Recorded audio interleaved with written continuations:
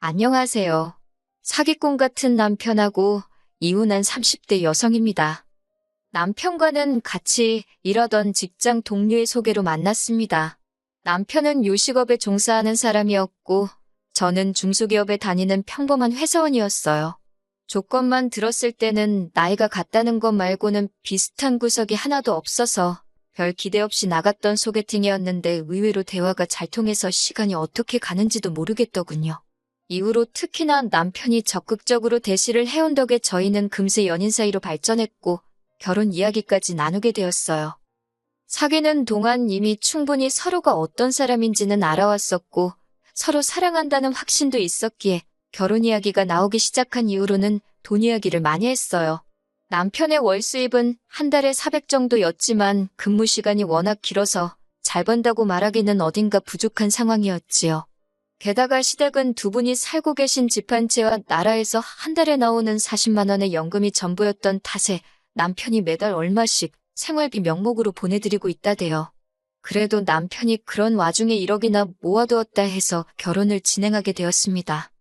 한편 저희 친정은 서울에서 2시간 거리에 있어요.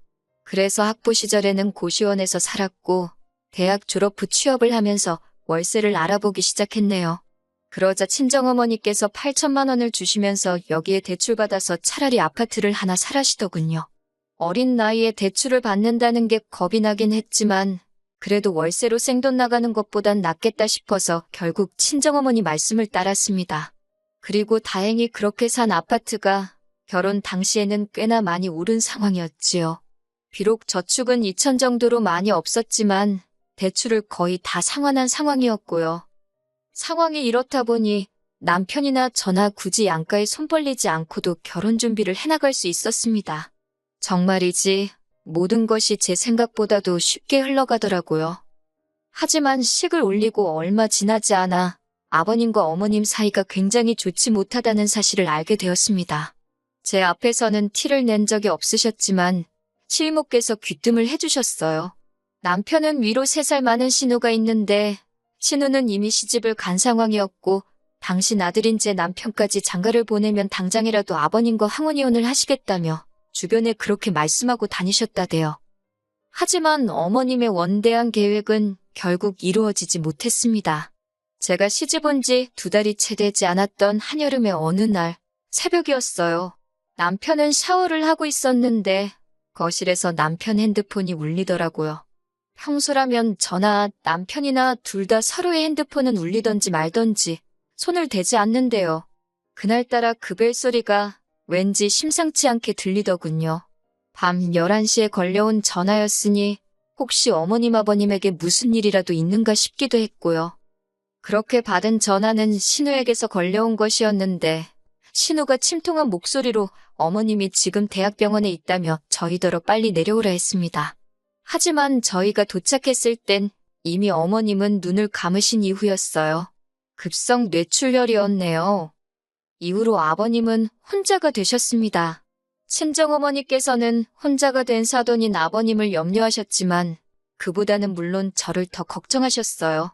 저더러 고생이 많겠다며 일을 어쩌냐고 안절부절을 못하셨는데 그때만 해도 저는 어머니가 왜 그러시는지 이해를 하지 못했지요. 하지만 어머님이 돌아가시고 장례도 마치고 한 달 정도 지났을까요? 그때부터 슬슬 친정어머니가 뭘 그리 걱정하셨던 건지 조금씩 감이 오기 시작하대요. 어머님 장례도 끝나고 어느 정도 상황이 정리가 돼가던 무렵 신우에게서 연락이 왔습니다. 신우는 제가 묻지도 않았는데 먼저 자기가 얼마나 힘든 시집살이를 하고 있는지 자기 이야기를 늘어놓기 시작하더군요.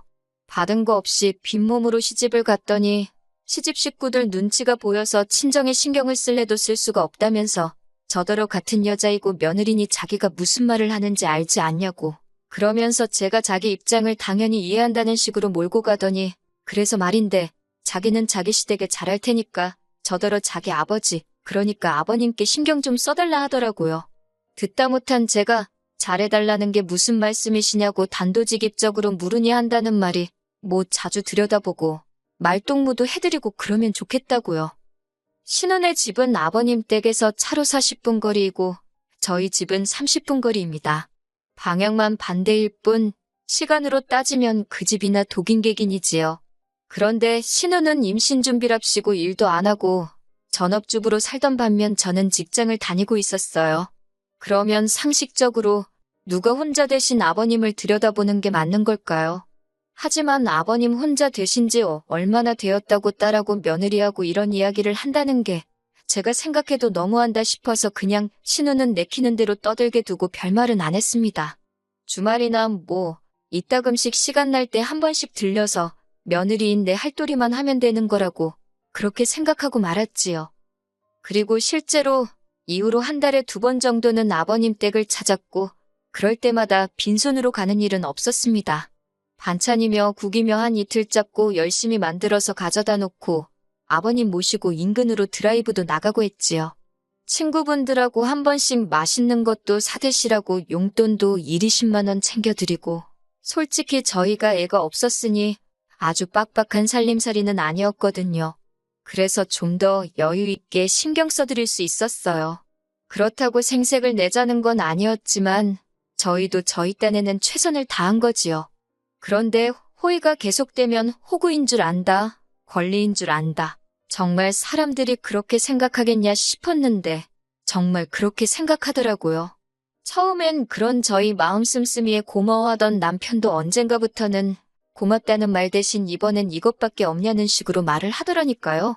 한 번은 제가 밑반찬을 4가지 정도 만들고 국은 2가지 종류를 끓였는데 남편이 보더니 이거 가지고 며칠이나 드시겠냐면서 요새 드라마 많이 보더니 그 시간에 하나 정도는 더 할 수 있지 않았겠냐입니다.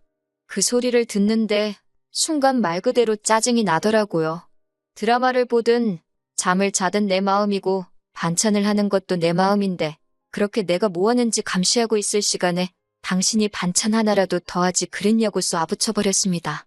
그랬더니 남편이 그제서야 한다는 소리가 자기는 농담한 거라는데 농담이나 마나 얼마나 재수가 없던지요. 그러다 아버님의 생신이 돌아왔습니다. 그런데 생신을 일주일 앞둔 시점까지도 남편도 그렇고 신우도 그렇고 가타부타 어떻게 하자는 말이 없더라고요. 꼭 저 혼자서만 어떻게 해야 할지 고민을 하는 기분이었어요. 그래도 어머님이 돌아가신 이후로 처음 맞는 아버님 생신이기도 했고 어머님이 살아계셨다면 미역국에 이것저것 챙겨드리지 않았을까 싶어서 신우에게 아버님 댁으로 오라 했습니다. 거기서 제가 미역국도 끓이고 불고기도 하고 기본적인 생일상은 차렸네요. 그런데 해놓고도 기분이 좋지는 않았습니다. 솔직히 제가 생색내고 싶어서 한 건 아니었지만 누구 하나 수고했다, 고생했다 하는 사람이 없더라고요. 마치 당연히 제 일이었다는 듯 아버님은 심지어 당신은 소고기 미역국보다 홍합 미역국을 더 좋아한다면서 몇 수저 들지도 않으시대요. 아니, 누가 저한테 아버님 홍합 미역국 좋아한다고 알려준 사람이 있기란가. 그렇다고 제가 무슨 사전 조사라도 했어야 하는 건지 허탈하고 허무하더라니까요. 그래서 이후로는 솔직히 그간 반찬이고 뭐고 아버님 댁에 해가던 것들을 서서히 줄였습니다. 그 무렵 직장에서 승진을 하면서 일이 많아지기도 했고요. 다른 사람들이 어떻게 생각할지 모르겠지만 어찌됐건 저한테는 제 일과 가정이 먼저였지 아버님을 챙겨드리는 건 어디까지나 제 호의로 하는 일이었으니까요. 그렇게 한 달쯤 지났을 무렵 또다시 신우에게서 연락이 왔습니다. 자기가 엊그제 아버님 댁에 다녀왔는데 냉장고도 텅텅 비어있고 빨래도 쌓여있고 청소도 하나도 안 되어 있더라면서 그래서 자기가 그거 다 해놓고 나오느라 죽는 줄 알았다고 어찌나 앓는 소리를 하던지요. 그런 신우에게 저는 그러셨나고 고생 많이 하셨다 했습니다. 그랬더니 신우가 한다는 말이 자기가 제 할 일을 대신 해준 거라는데 황당하더라고요. 제가 신우더러 그게 왜 제 할 일이냐 하니까 신우가 그럼 시아버지를 며느리가 챙기지 누가 챙기냐고 그래요. 어찌나 뻔뻔하게 말하는지 순간 신우가 머리에 총 맞았나 그런 생각이 들더라니까요. 결국 신우더러 아버님이 저하고 피 한 방울이 섞이길 하셨냐, 아버님이 저를 키우기를 하셨냐, 아버님 은혜를 입은 언니든 아니면 제 남편이든 두 사람이 챙겨야지. 어디 가서 그런 말씀 하지 마시라고 남들이 이상하게 본다고 쏘아붙였어요.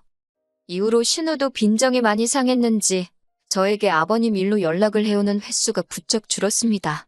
솔직히 처음엔 어찌됐건 신우랑 사이가 틀어졌으니 마음이 편치는 않더라고요. 하지만 그것도 이내 있게 된 게 신우랑 틀어지고 아버님 일도 덜 신경 쓰기 시작하니까 제 시간도 많아지고 그래서 굳이 상황을 나아지게 하려는 어떤 노력 같은 걸 안 했습니다. 긁어부스럼이란 말도 있잖아요.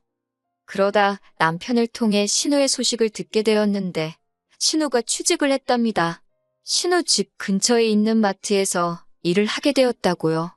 전업주부 생활을 즐기는 줄 알았더니 어쩐 일로 일을 다 하나 싶었지만 굳이 묻지는 않았어요. 어쨌든 잘 됐네 하는데 남편이 하는 말이 가관이 돼요. 남편이 이제 신우도 일을 하니까 아버님 돌보는 일은 제가 신경을 많이 써줘야 할 것 같답니다. 제가 남편더러 어이가 없다고 나는 결혼할 때부터 지금까지 한 번도 일을 쉰 적이 없는데 왜 신우가 일자리를 구했다고 아버님 챙기는 일이 내가 할 일이 되는 거냐며 물었습니다. 그러자 남편이 그러면 어쩌냐고 오히려 저에게 반문을 해요. 짜증이 나서 당신이랑 신우랑 둘이 머리를 맞대고 상의해보라고 나한테 떠넘길 생각하지 말라고 쏘아붙였어요. 하지만 제가 말은 그렇게 했지만 아예 아버님을 모른 척 할 수는 없잖아요. 그럴 생각도 없었고요. 그래서 예전처럼 한 달에 두세 번은 남편과 함께 때로는 혼자서 아버님을 찾았습니다. 하지만 역시나 저희 아버님 한 번을 고맙다 소리를 안 하시대요. 그래도 그냥 제 마음 편하자고 하는 일이다 생각하고 타박안 하시는 게 어디냐 무뚝뚝한 양반이시다 그렇게 생각하고 말았습니다. 그러다 작년 여름에서 가을로 넘어가던 무렵부터 아버님이 툭하면 심심하다 외롭다 소리를 하시더라고요. 특히 혼자 식사하는 게 너무 싫으시다며 걸핏하며 저와 남편더러 아버님 댁에 들려 저녁을 같이 먹고 가라 하시는 거예요. 처음에는 몇 번 맞춰드리다가 빈도수가 일주일에 두세 번으로 잦아지면서는 도저히 안 되겠다 싶어서 저는 못 가고 남편만 가고 아니면 둘 다 못 가고 그랬습니다. 그랬더니 이건 뭐 단식투쟁도 아니고 그냥 식사를 안 하겠다고 하시는데 솔직히 저는 그런 아버님의 협박이 귀엽고 동시에 귀찮다고 느꼈을 뿐 그다지 심각하게 와닿지는 않더라고요. 하지만 아무래도 남편은 자식이니 달랐던 모양이에요. 별 걱정 없는 저를 향해서 시부모도 부모라며 장인어른이 그러셨어도 이렇게 천하태평일 수 있냐는 둥 저러다 아버님 쓰러지시면 제가 책임질 거냐는 둥 걱정을 사서 하더라고요. 그러더니 급기야 하루는 자기가 아무리 생각해봐도 달리 떠오르는 방법이 없다면서 아버님을 모시고 살잡니다. 지금 아버님이 사시는 집은 팔고 올라오시게 해야겠대요.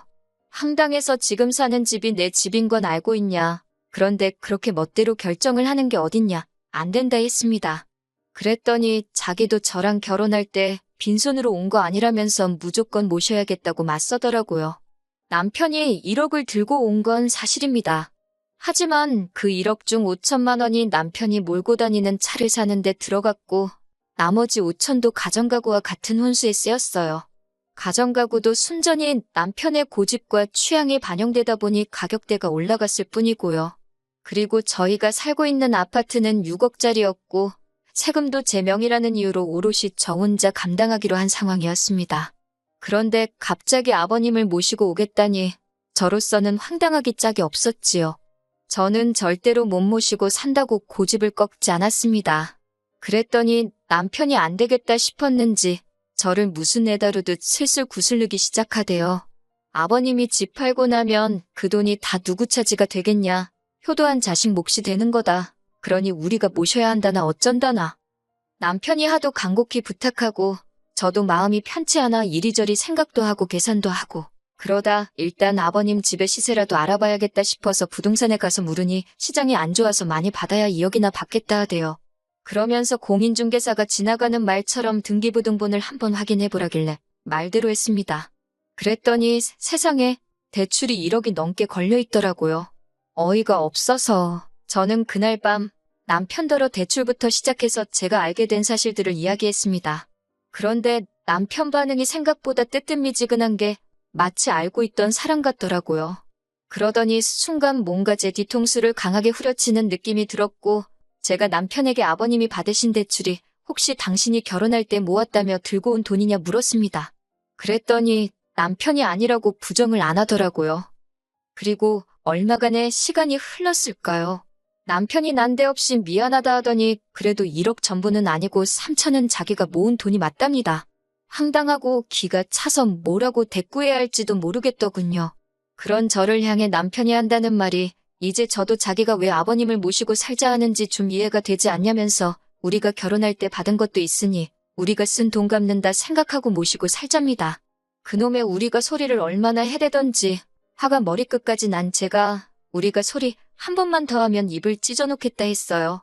그리고 우리는 무슨 우리 개풀 뜯어먹는 소리 하지 말라고 애시당초 당신이 모아둔 돈이 3천밖에 없다 했으면 결혼을 좀 미루더라도 기다렸을 거라고 나한테 거짓말 친 것도 부족해서 책임은 같이 지자니 무슨 사람이 일이 뻔뻔하냐고 따지고 들었습니다. 이후로 남편은 저를 너무 사랑해서 그랬다. 놓칠까봐 무서웠다. 온갖 가머니설로 제 마음을 돌려놓으려고 하더라고요. 하지만 생각할수록 남편이 괘씸하고 그렇다고 혼자 지내실 아버님을 모른 척 하자니 제 마음이 너무 불편해서 말 그대로 이 꼴저꼴 안 보고 지내는 게 최선이겠다 싶더라고요. 그래서 남편에게 헤어지자 했습니다.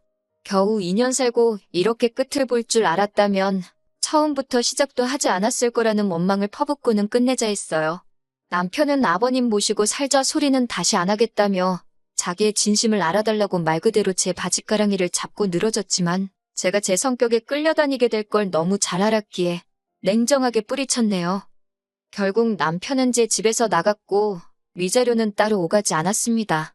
가져온 1억에서 남편 차값과 결혼식 비용 그리고 남편이 우겨서 산 가정가구 등을 제외하고 나니 한 1,000만 원 정도 남더라고요. 신호가 그 1,000만 원은 돌려달라고 민사를 꺼내 어쩌네 하길래 걸라 했습니다. 이 부분은 앞으로 어떻게 될지 모르겠는데 적어도 저도 당하고만 있지는 않겠다는 생각이에요. 그렇게 헤어진 지 이제 막 2달이 되어가네요. 시간은 참 빨리 흘러가고 사람 마음도 금세 무뎌져 가지요. 남편의 행복을 빌어줄 정도로 제가 대인배는 못 되지만 적어도 아버님만큼은 어디 아프지 마시고 남은 여생 외롭지 않게 지내다 가셨으면 좋겠습니다.